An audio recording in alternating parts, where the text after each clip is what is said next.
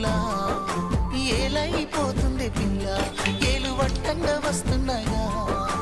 ఇన్నాళ్ళ ఎడబాటు ఎడవాసిపోతుందిలే ఈ సీనయ్య గుండున్నదే సినదారా నీకోసమే ఈ దూరాన్ని చెరుపుతూ తీరాల తెగిరింది అందాల